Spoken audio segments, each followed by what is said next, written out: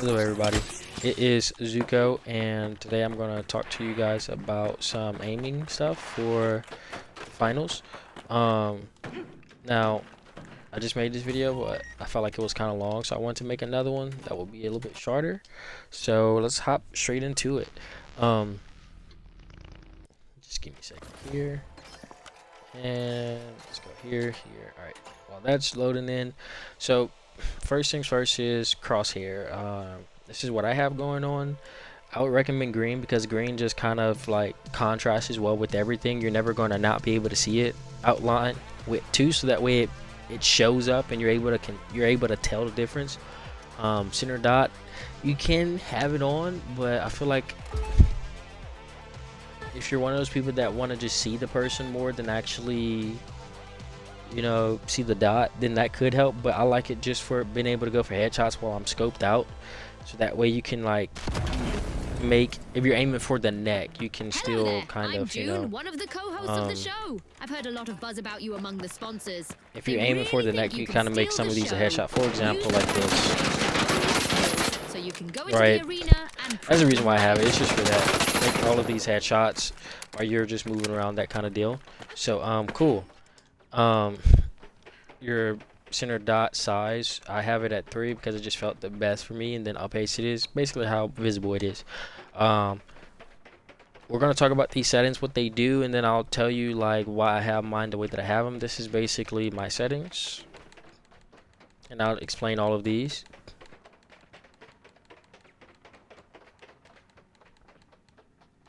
So these are my button combines, that kind of deal.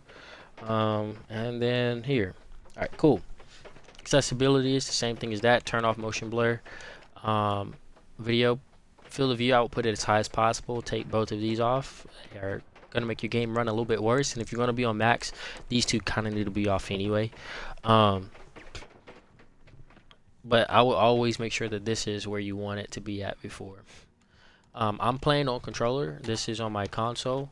As you can see, my buttons here, and this is me pressing my Xbox on. But I don't know if y'all can see that though. But anyways, and another way to prove I'm on console is this is stick drift here. I was doing it. We probably ain't gonna do it now. It's a little bit of it, but yeah, that is me just being on console. And let's talk about these settings. So look sensitivity is basically something, it's going to determine how fast you move left to right. So your horizontal, your look sensitivity vertical is basically how fast you move up and down. A lot of people are going to have it kind of like this, right? I would always recommend you put these on the same, so that way you're on a 1-to-1 ratio, your aim feels like the same. It makes it to where you can track like stuff like this better. Let's say you're going across a house, you're not going to be going down more than you're going to be going up. I mean down more than you're going to be going left. If these two are the same, you're going to be going just as fast down and just as fast as you're going left. So it makes it your tracking or your tracing very, very, very easy, and it just makes sense to your brain. So if you can do that, it's going to make it make sense to your brain, right? So like if you don't have these on the same number, it's going to be harder to do that. Like what's going to happen is this: you're going to be moving more. Let's say if you do, I'll just go ahead and show you here. So you say you're doing this because this is what feels comfortable for you. You're going to be going horizontal faster than you're going to be going up. So if I need to try to make a adjustment to go up, see how I'm not able to go, right? So like I'll go ahead and do it again. I'm not going down as much as I'm going up. I mean right. So it makes it harder to track. So if I do it like how I want to do it, you see that's what's happening because I can't control it as much. So if you put these on the same, then you can make sure that's pretty consistent. Now I'm wobbling all over the place a little bit, but it just makes it'll make sense for your brain to do it. Now your brain is very good at adapting, so whatever you get used to, whatever you train yourself to get used to, your brain's going to be able to do that and then get used to that. So I mean, if you want to keep that where it's at, like something like that, then cool for you, but it's going to create an inconsistency and you're going to build some bad habits with your aim, and then it's going to take you years to unbuild those habits.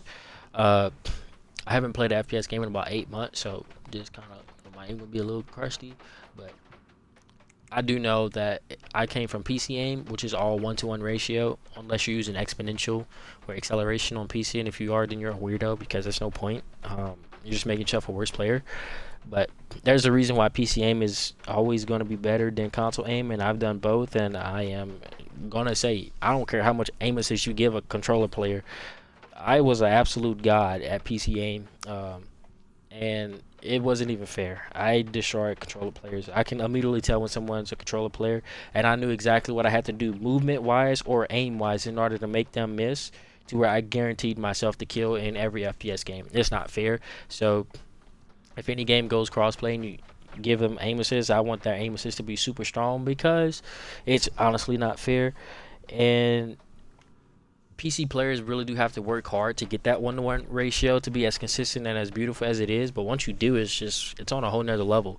So the goal for controller aimers who have started, wanting to compete against PC players, or wanting to be as consistent as possible, or go from one game to another and not have to like completely retrain the aim and adapt to a new sort of thing, they've all switched to like linear format or some sort of response curve that can follow them through every game. Linear is basically a 1-to-1 ratio, which means how much you move it is how much it's going to move, and that makes it very simple. It makes sense to your brain. It coordinates, which means your hand-eye coordination is going to make sense. It's going to feel natural. Now, if you've trained yourself to do something that's not natural, your brain's going to adapt that and make that think that it's natural. But if you make the switch to linear aim, you're going to be a better aimer. It's just the way that it is. If anyone tells you that you're not, then they don't know what they're talking about. And put them against a linear player who actually has put the time into it, and I promise you they're not going to be able to compete. If we're going off of aim alone, now movement is another thing, but anyways, it's also easier to aim with movement with linear aim, because it'll make sense as well. Even just controlling recoil, all of that, we'll talk about that in a bit, but it's easier to control recoil, it's easier to move left and right with linear aim, it's easier to make adjustments with linear aim. Now, the weaknesses of linear aim that kind of made a lot of people not do it on controller is because they aren't used to having that much control over the smallest part of their aim, and that's what allowed people to kind of if this didn't make sense to them, being able to do this, if they couldn't make these small adjustments here with linear aim with their right stick for tracking, no one wanted to do it. And because of that, it made people not want to do linear aim. Once you get used to that, I promise you, you're literally going to be a god. It's not even going to be fair.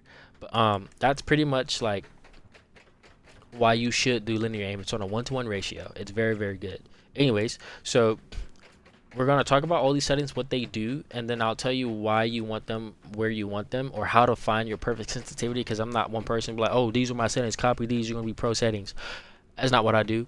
I'm going to tell you how to find an aim that correlates with where you're at, meet you where you're at, and then you grow from there. Not go from there, you grow from there, because no matter what type of aim you're using, you're still a human. You're going to have inconsistencies, you're going to have bad habits, you're going to have things that are not fine-tuned, and you're going to feel those the moment you're going to see those the moment that you see me redo this own drill to show you guys why I have the settings that I have.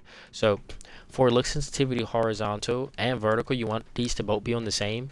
And what you're looking for with this is you're looking for tracking.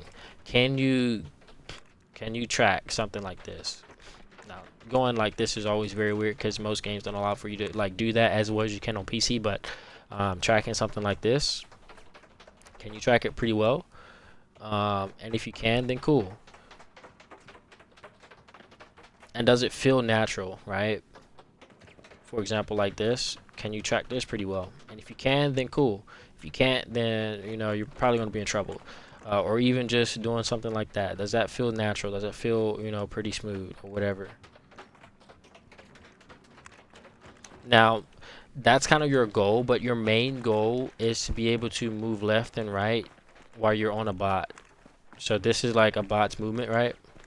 And you need to do this up close, right? Now, when you're up close, we'll talk about that in a little bit, but your goal is basically to be able to track and just move left and right without getting off your target too much. Now, it's okay if you overcorrect or undercorrect. You're not looking for perfection here. You're just looking for an aim that allows for you to like feel smooth, and then you can fine tune as you go, or like learn your aim as you go. That kind of deal there.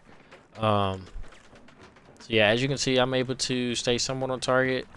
Now, this is where linear aim starts to suffer a little bit because people aren't used to making these. But once you get kind of used to that, you can. I made a mistake there, but if you can get used to doing that with linear aim, then you're still going to be like very, very good, right? So as you can see, I'm able to track, keep on target. That's what you're looking for. As long as you can do that, then you have a good horizontal and vertical look sensitivity. Once you get that where you want it, then you need to do the same thing for your vertical and horizontal for zoom. So can you track? Does it feel natural? Hold on, let me get my thumb placement right. Can you stay on target? Are you kind of behind the character? Are you kind of in front of the character? Like, is there a little bit of a boost or some sort of something like that? What you're mainly looking for is, are you overcorrecting, or are you always behind, or are you always in front? If you're in front, then you need to slow it down. If you're always behind, then you need to speed it up. Now, if you do something like that, but you're able to correct, then I say correct. If you, let's say you go behind, but then you're able to correct like directly on the chest or something like that, then you're still good. That's just an inconsistency in your aim. That's not something that setting is going to fix. A lot of people want to find like a perfect setting that's going to give them God tier aim. No, you have to practice to get that. If you can correct and stay on target, right? So let's say I get over here and then I correct on target, then you have a good aim for you, right? Because it's about correction. Because we're human, we're always going to make mistakes. But if you correct and you're not overcorrecting, you see I'm not overcorrecting, that's a good aim for you. See, I get off and then I correct right there. As long as you can correct and get yourself back on target, like right there, you see I did it again. As long as you can correct on target, then that's a good aim for you. As long as you can do that, you're going to be good. And again, my zoom sensitivity is a little bit lower than normal. Most people are in a game where it's like it's off of this, your horizontal. Most pros are on like a 35 or a 45. Very few are higher than that. Mathematically wise, it just makes sense for the brain as well when you're zooming in. I have it on 33 just because it's been a while since I played, so I need a little bit more, you know, whatever. I mean, the view bobbing, it is what it is, but as you can see, I'm still able to be pretty consistent from out here, because this is where linear aim starts to suffer, is from way out here. But if you kind of get used to, you know, making those fine adjustments, then cool. So that's kind of what you're looking for there. So yeah. Also, I forgot to mention this, but if you have a control freak, or if you have a elite controller, or any sort of raised thumbstick attachment, don't do this test with that on. And here's the reason why. So let's say if you're doing this motion here and you're doing it without the control freak, right? This is going to be the truest like form of like, so let's say you make the minor adjustment here, right? That minor adjustment. This is me without my elite controller's raised thumbstick on. I can still make this minor of an adjustment, or this minor of an adjustment, and that feels natural. That doesn't feel like I'm overdoing anything. If you can configure your settings to do this without the controller adjustment or enhancer, that makes it to where it's raised up so you have more control in the very center. This like this is what I call like the 10% area. If you can do all of these adjustments fine, like let's say make a circle in your 10% area without it feeling like kind of unnatural or weird or whatever, then you're going to be very, very good. If you can do that without the enhancer. So do all of these tests, even your 90s and your 180s. We'll talk about that in a second. If you can do all this without the enhancer, so I'll take it off now and I'll put the enhancer on. If you can do all that without that, now look at how much easier it is for me to do that circle, right? Because I have more control over it now. Even when it comes to tracking, it's going to be much easier for me to track and then like fine tune my aim or make those even more minor adjustments. So it's like you want to kind of trick your brain into thinking, oh, I have to be this precise with this aim because I don't have as much, right? and then you use your enhancer. So you configure your aim without the enhancements, and then you use the enhancements to fine-tune an aim that you already fine-tuned without the enhancements. So that way you're just double enhancing at that point. So for example, if you're on linear aim and then you aim in and then you want all of this to be very, very sharp, if you make it sharp without the enhancer and then you put the enhancer on after, that's going to become even more sharp, and you're going to have more control over that specific area, which has only been the weakness of linear aim, is being like these very minor adjustments, and I'll show you how you can correct that. Anyways, so that's my zoom sensitivity multiplier. That's how I did that. Again, you find your zoom sensitivity by doing this, you know, just tracking left and right, and then you get up close and then you do your thing here, right? So cool. That's pretty much how that works. You just get in here and you aim, make sure you can stay on target, same thing as the other. Even if it's like this, and you kind of want these to match with your movement, you always want to be moving with this. And again, it's not about if you know, get off whenever they make a movement. It's can you correct back on target, right? Can you correct back on target? Like right there, I missed a few, but I correct back right onto the head. That's what you're looking for, because you're going to be human. You have to react to stuff, right? You can react, use an aim that works with your reaction time, whatever. So cool. We'll talk about the boost stuff in a second. Focal length sensitivity scaling. Basically what this is doing is this. A lot of people don't know what this does, so I'll go ahead and show it here. So I have it off right now, and this is what it's doing. This is how fast I move. Turn it on. This is how fast I move. Right? So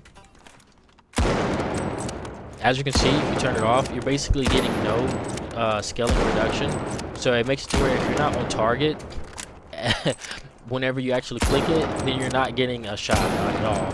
Right? But if you can find your target before you actually shoot, then you're pretty much going to be like good, right?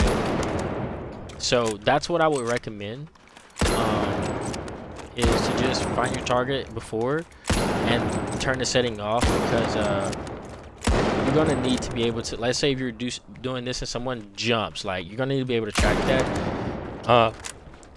But if you're on this is way too slow. I mean, you look at how slow you have to move, right? It's too slow at that point. So that's what that's doing, and it's not just for sniper rifles, it's for anything with a scope. And all these scopes have different like variable zooms, so it's going to be a different sensitivity for all of those. So it's an inconsistency anyway, but I mean, if you're used to it, then you're used to it, but if not, then it just kind of is what it is. But I would recommend just turn it off, and then you should just finding your target and then quick scoping at that point with your character, and then you kind of do what you want from there. But that's just my opinion. If you don't want to do that, then you know. As you can see, it's very different. This is still going to be hard to do because you're zoomed in and you're just kind of flying, you know, with this. But I mean, that's me making big adjustments. If I make minor adjustments, I can still track this, right? So even zoomed in quite a lot, I can still track this person pretty well. And then the more I go out, the harder that's going to get. But as you can see, you can just use your movement along with that. So there's really no downside to having it off. There is a downside to having it on, which is you just can't move as good as you want to. You won't be able to hit any crazy shots. You need to have that off, if you ask me, but that's just my opinion. You can always train for like a higher sensitivity. You can't train for a lower sensitivity, because a turtle is always going to be a turtle speed wise, and a Ferrari is always going to be faster. It's like your potential is always going to be better the higher of a sensitivity that you have, and it's better to be a Ferrari than it is to be a turtle. But if a turtle paces itself and the Ferrari has no skill and he doesn't know how to drive a Ferrari, then the Ferrari is never going to beat a turtle, because the Ferrari can crash, the turtle is going to still get there. And so if you can do it slow, cool. I would recommend that you learn it. There are multiple aiming methods that allow for you to do that. So I would turn it off. Horizontal look boost. The only way I would use this. So let's say you found your sensitivity that works well with you doing this, right? You found your sensitivity that works well with that, but then you notice that what feels natural for you, you aren't able to do a 90 or a 180 like consistently. It's too slow. That's whenever this horizontal look boost comes in. You only want to use this for that specifically. So what it's doing is it's basically doing, this is like me 30%, this is me 40%, this is me 50%, this is me 60, this is 7, this is 80, this is 90, this is 100. That 100 is only whenever it's taking effect. So this isn't about 90 here, this is 100. This is 90, this is 100. The extra little boost that it's giving, that's all coming from the horizontal look boost at the very edge of your maximum input of your right stick. So that's what that's doing. The look boost ramp up time is basically determining like how smoothly it transitions into that. So for example, I'll go ahead and turn this off, and this is 100, this is 90, this is 100, this is 90, this is 100, this is 90, this is 100, this is 90, 190. Cool. And then I'll do it now from here, and then you'll feel the difference. So this is 100, this is 90. See that little bit of a delay? This is 90. It's like you can't really tell the difference of it. I will put this as low as possible if you're gonna have on horizontal look boost at all, only because of the fact that, number one, this is gonna cause an inconsistency. You want it to kind of like immediately like proc, but you also want it to be a smooth transition. So that's why I have it on 0.2. So that way, if I do it, let it go, do it, let it go, it just feels smooth, right? All right. So this is 100, this is 90, 100, 90. You see how it just flows so smoothly into each other? That's what you're looking for. So that's where I have it at. And that's only for whenever you're like out here doing it. Now you can do the same, it's basically the exact same thing for your zoom look. So I have my look boost, so when I'm aimed in and I'm maximum input, that's what it's for. So this is maximum, this is 90. This is maximum, this is 90. Maximum, 90. Maximum, 90. Cool. And then that ramp up time makes that just feel however I want it to feel. I think 0.2 is just the best for me because it just feels smooth. It doesn't immediately jump you into that extra bit for those turns, but it just gives me enough to where it helps me. Let's say if I'm like up close and I'm trying to shoot, I can like move with someone. If they're up close and they're trying to barrel stuff me or shotgun, I can still like turn with someone's movement for the game, right? So that's what that pretty much is for. If you can do that, then you're going to be pretty good, right? So like right there, as you can see, it's just like, can you move with them, even though you really don't want to do that, because you're supposed to just like aim out and then do it like that. But I like to have a little bit, just that way if someone's moving pretty fast, or let's say the game has fast movement where someone can do a zip line or something like that, like it was in Apex, you want to have a little bit of it, but not too much, because it will be an inconsistency if you don't know how to do this. If you don't know how to like get to 90 without triggering it, then you're going to be in trouble with that, because it's going to create a bit of inconsistency for you. But it is good because the pros outweigh the cons of this. Plus, if you're ever like up close and you're dealing with one of these crazy people, you're just going to be going from max input to max input, which means it's just still going to be on a 1-to-1 ratio, right? As you can see. So it's just only helping you out there. So I only use zoom look boost horizontally for the fact that if I'm ever up close and I have like all this fine tuning for like the smallest adjustments out here, I'm still able to like move fast with people here, and I can just use my movement to, you know, because all these are max inputs, right? Right, all of these are max inputs, so it still helps. And once you get used to it, it's really not going to be that big, but it is an inconsistency. So if you don't want it, you definitely don't need it. But if you don't do this enough, if you don't do that enough, then it is going to be a problem for you, because you're going to need to be able to move somewhat faster. Or if you're up close, let's say you run past someone, you need to be able to turn around, right? Or let's say you're doing this and you're shooting, you're going to need to be able to like move with the player a little bit. So yeah, that's what that's for. All right. Aiming in or dead zone, this is basically determining like, can you make those small minor adjustments. This helps with your recoil control. This helps with tracking, making those small adjustments, especially for way out here. Those small adjustments that you need to make, right? Just like the smallest things possible. Just keeping yourself on target, or say you move or you view bob a little bit, right? Just keeping yourself on target, so that way you can shoot I mean, that gun pops up quite a lot, but just so that way you can shoot and still keep yourself where you need to be, right? And that's the goal there, right? So yeah, but this is mainly for recoil control purposes and just having all that fine-tuned adjustment here in the center.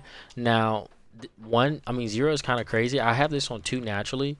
It just feels the most smoothest for me, right? So it's not too much sensitivity, but it's just enough to where I can like do it. But if you ever feel like you're like not able to correct whenever you think you were able to correct, and your corrections are just not like in sync, then you might want to lower your dead zone down. But as you can see,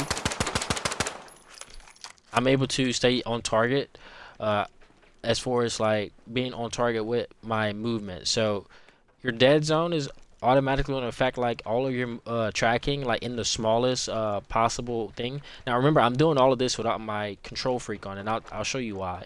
But right, as you can see, I'm doing all that without that.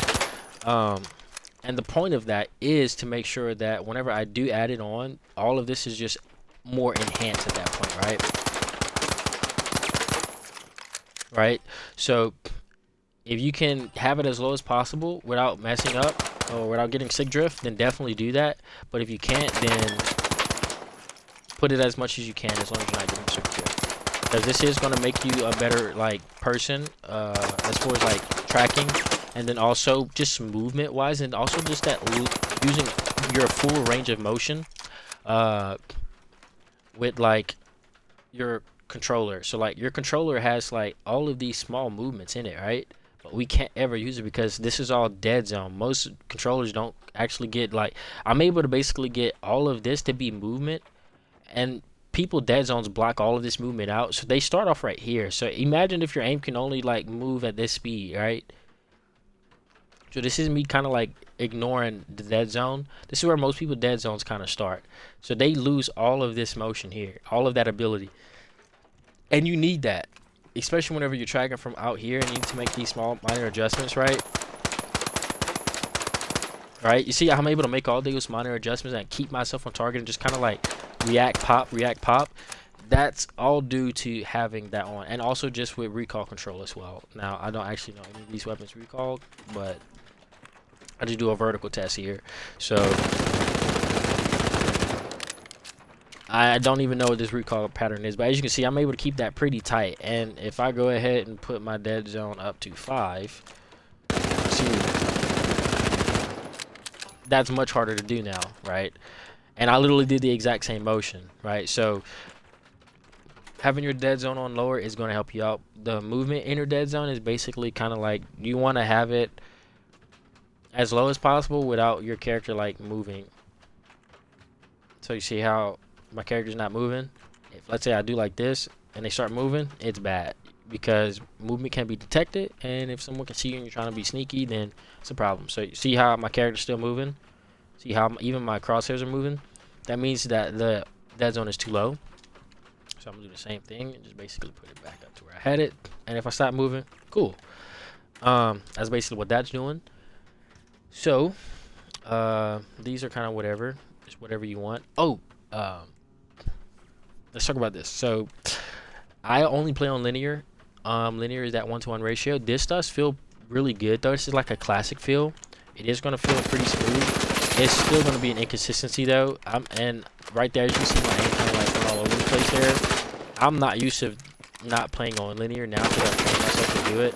But this is still feeling pretty good. But there's a lot of like inconsistency in this aim, so it's not on a 1-to-1 ratio at all, and I can feel that.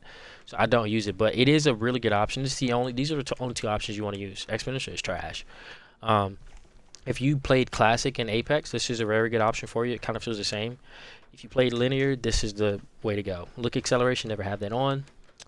These are my buttons. I have my jump on LB, and I have my crouch on RB, and I have my little whatever other thingamajiggers on my A and B, because of the fact that I want to be able to aim in and then be able to jump without like having to lose my aim ability. And I'll show you what I'm talking about in a second here. But That's why I have my buttons bound like that. So aim assist, so let's talk about it. Aim assist in this game is crazy, and I like that it is, because if you're gonna have a game crossplay, you kind of need that for controller players. Anyways, if you have aim assist off, none of these two, the target tracking or the zoom snapping, are gonna like actually work. But if you have aim assist off and you turn on sensitivity reduction, this will work. So sensitivity reduction is a setting that is like a standalone setting. It can work even if you have aim assist off. So you can like turn off all this other stuff and put on this, and this will still like reduce your aim. As you can see, you see how I'm getting these little stops, and that's with the setting, aim assist setting off. Now I turn this off. Notice how I'm not getting that slowdown. So I don't like the slowdown because that creates an inconsistency, as we talked about. Let's talk about aim assist, target tracking, and the zoom snapping. So I'll turn both of these off, and then you'll just see the natural like aim assist, right? So it does nothing at that point, right? Aim assist isn't doing anything for me, right? Nothing. Now I'll go ahead and turn on target tracking, and I'll aim in. And now notice how this is happening, right? Right? See how my stick, my hands off the right, it's moving just a little bit for me, and notice how it's moving even more, right? So that's very, very cool. That's powerful. I'll go over one more thing.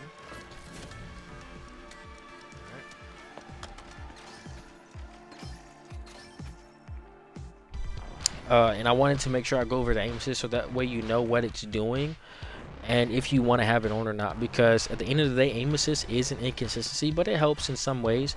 But I have on certain aim assists for the sake of me using linear aim, which makes my linear aim just feel so much better, because there are a few weaknesses to linear aim, but you can beat all of those weaknesses by practicing. Having the aim assist how they have it in this game makes linear aim very, very smooth and very, very consistent, and I'll show you what I'm talking about. So let's give me a second here. And anytime now.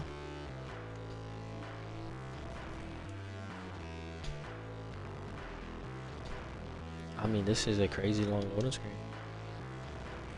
Alright, boys, how y'all been today? Y'all been chilling? I've been chilling. I've been vibing. I'm not even gonna lie to you. I had a tough few weeks. I'm not gonna lie to you guys. I got crazy sick. I had a lot of stuff going on. Hello there, I'm June, one of I'm the here now. co-hosts of the We're show. doing our thing. I've heard a lot of buzz about you among the sponsors. They really think you can steal the show. Use the practice range to hone your Cool. skills. You can go into the arena and prove them right.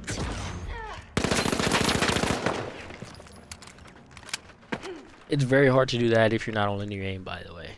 And like I said, I haven't played this game in like, I haven't played an FPS game in 8 months, and I came back, got my settings right, and I'm able to just make it all make sense. And that's the reason why I can do that. It just makes sense whenever you're on a 1-to-1 ratio. Seriously, that's not proof of that. Then sure enough, so cool. So target tracking is that. It basically kind of helps. Now this can kind of get you in trouble if they start moving. You see how it's moving you away, so it's like, but it's good enough to where it's doing its job. Now if I turn on zoom snapping, hold on, was it on? Okay, it's off. So if I just aim in, notice how nothing's happening, right? If I turn on zoom snapping, it literally snaps you onto the target. But you have to be close enough to actually, so it's not cheat code, but if you're like somewhere close, it'll just quickly snap you on, right? This is good for quick scoping. This is very good for quick scoping, matter of fact. But again, you have to like be close to the target, right? And it's not going to be too much because, you know, it just, that little boost. I think this is a very good setting. I don't know why all, you know, games don't have this for controllers, especially if you're going to have them going against PC players. This is very good because as a PC player myself, our ability to do target acquisition is on a whole nother level. It just makes sense. It's like, ooh, click and boom, click and pop. Quick scoping on PC is a cheat code.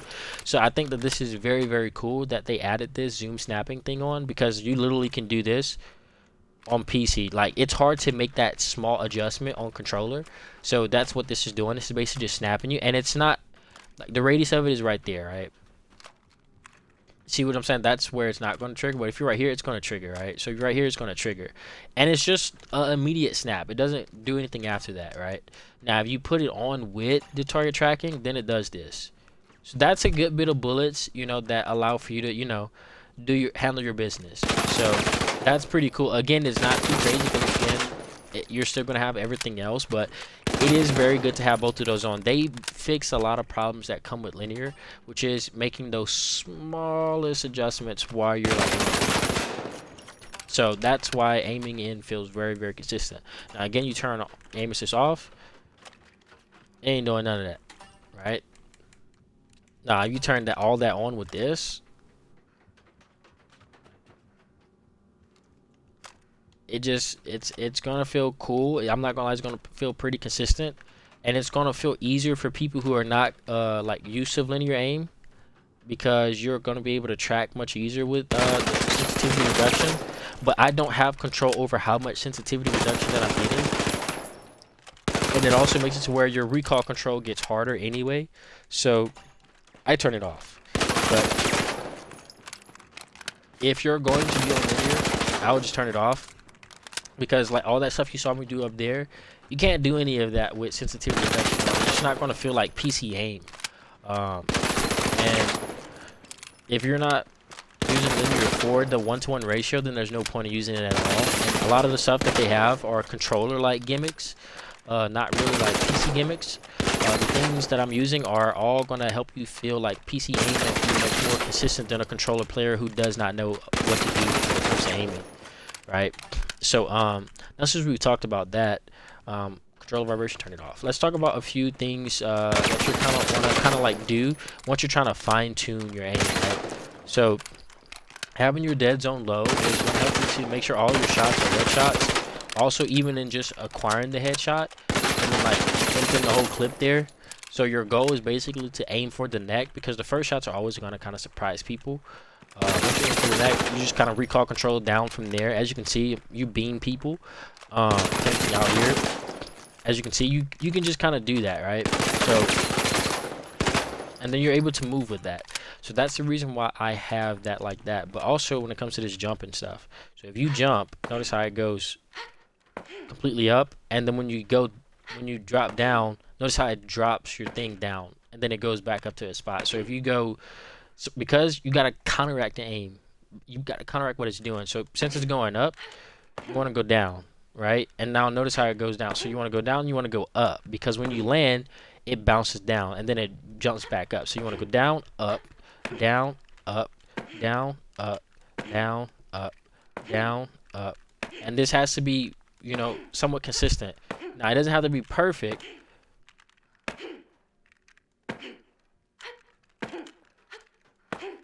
but just enough to where you can stay on the target, right? So your goal is basically line these up and then like try to stay as much as you can on target. Doesn't have to be perfect, but that was a pretty good one right there. That was a great one. That was a bad one. That was a bad one. And if you can master that feel, or just find a sensitivity where this feels natural, like on the 1-to-1 ratio, this becomes easier on a 1-to-1 ratio, right? So then you're able to do something like this, and you're able to jump and do that motion without like using your headshots, right? Like that. So that's very, very good. You want to do that. Another thing, same thing for crouching. It goes down, right? And when you uncrouch, it goes straight back to where you're at. So if you're going to crouch and you want to get all your headshots, you're going to need to be able to crouch.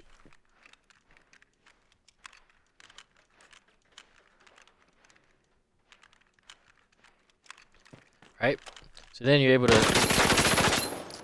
do that. Now, mixing the two together,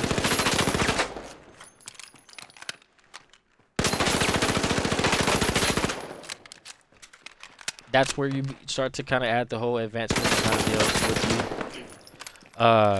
So being able to jump up and not miss a shot and then crouch and still get your shots to land, that's going to be pretty good. Now this is on a tankier target, but being able to do that out here,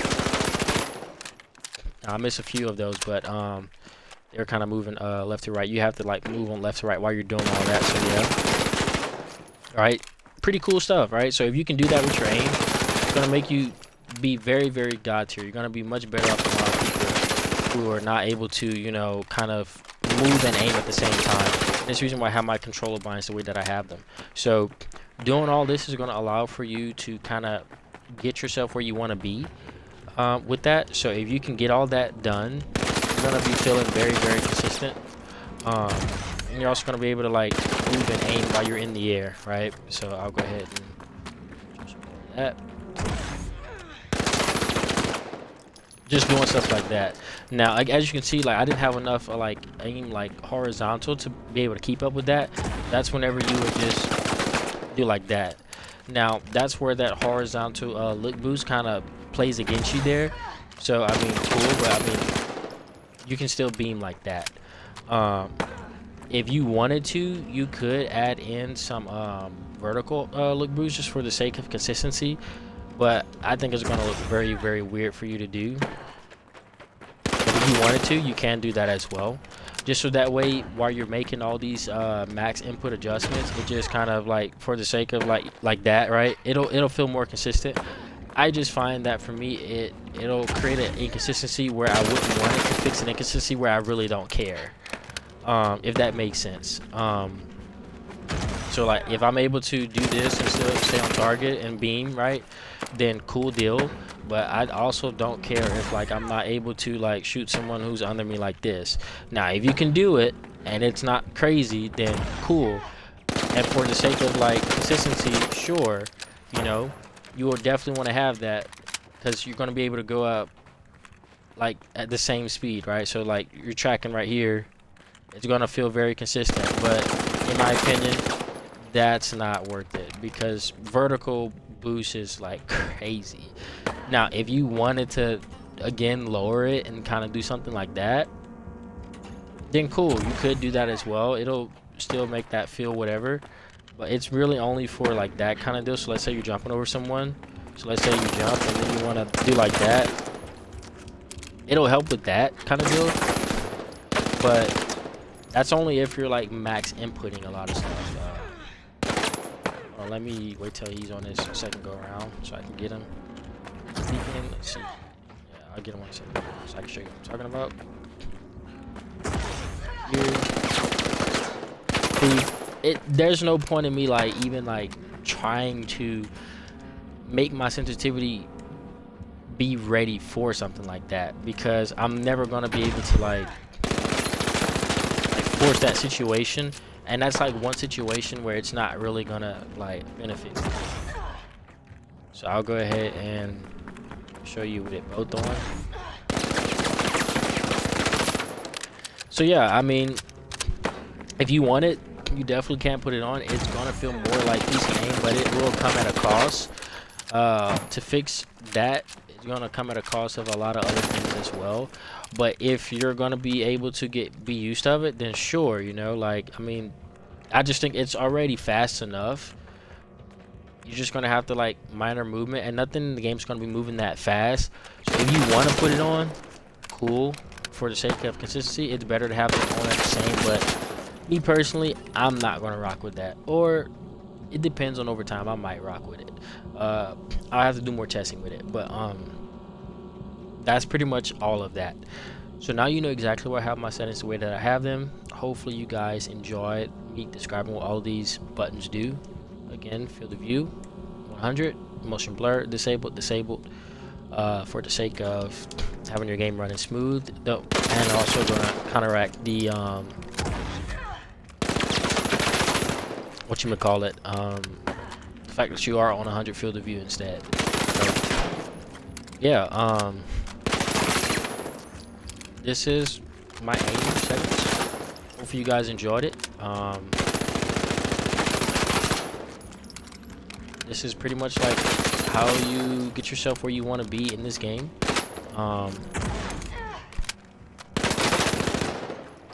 Cool. So hopefully you guys enjoyed. That's everything. Izuko, man. We are signing out. Deuces.